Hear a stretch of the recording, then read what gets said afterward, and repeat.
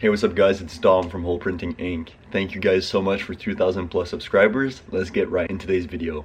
So today's video is going to be very short. It's actually going to be kind of negative, so I don't want you guys to get discouraged in this video. I'm just giving you honest truth, how I would talk to myself if I was my younger self. So let's say younger Dom is watching this right now, 2 years before I actually right now in the present moment. So Dom, but 2 years younger, I would tell him this one thing about direct-to-film printing. Before you start any sort of direct-to-film printing, you must know for a fact that you're going to have many trials and tribulations. All what you're going to do within DTF at the beginning is going to be completely uncomparable to the results you're going to have within a few years DTF printing. I do not say this to be dramatic, but at the beginning your prints will be inconsistent, they will be blurry, they will have a lot of imperfections, your maintenance is not going to be done properly. There's so many variables that you're going to go through and trials and tribulations which are going to make you learn. Do not get into DTF if you're not willing to sacrifice time and patience, and most of all, a lot of repetition. So basically coming in the shop, doing your maintenance, and making sure that your printer is in tip-top shape. If you're about to make this investment, make sure that you're 100% confident that you're going to be taking this very seriously. You can obviously have fun with the process, enjoy it. What I mean by seriously is that you're basically buying a cat or a dog. This printer is a few $1,000s, so if you buy this printer, do know that you're going to have to spend a lot of time doing the maintenance, troubleshooting, and all of the above in the first few months and even maybe years. The printer cannot be left alone. If you leave it alone for more than 3 days, there's a big chance that the print head will clog.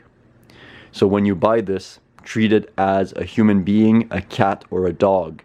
Realize that it's a full-time responsibility and you cannot just leave this printer be and go on vacation without taking the necessary precautions and steps to ensure that the print head doesn't clog. There's many ways to go around this, but at the beginning, I just suggest that you really make the decision if you're gonna sacrifice your long-term goals, all that type of stuff directed towards direct-to-film, or you're just doing this for fun. Establish the boundary right away so you know how to act in these situations. Do you want to take DTF to the next level and really be a DTF printer, or you're just buying this for fun, extra production, or whatever the case may be? Set your intentions with DTF, and DTF is going to take good care of you. Don't set your intentions with DTF, and DTF is going to control you.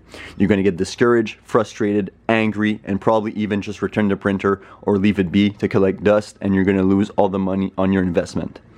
Make sure you have the patience, the willpower, and the mindset of where you're going with this vision and what's the final goal. I don't mean to be very dramatic in this video. I'm just giving you guys a heads up on what I wish I knew before I started direct-to-film printing.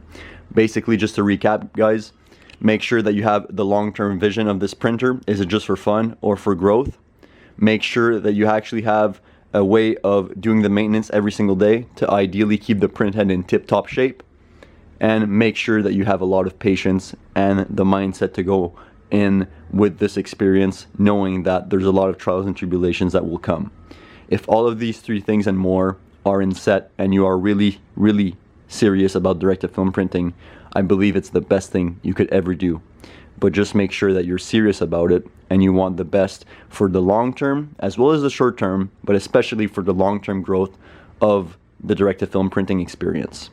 I hope this video shines some light on a few things that I would suggest before even considering to buy one of these printers, and things I wish I knew basically for my younger self a few years ago before I bought my first direct-to-film printer, which is actually the one right there in the back.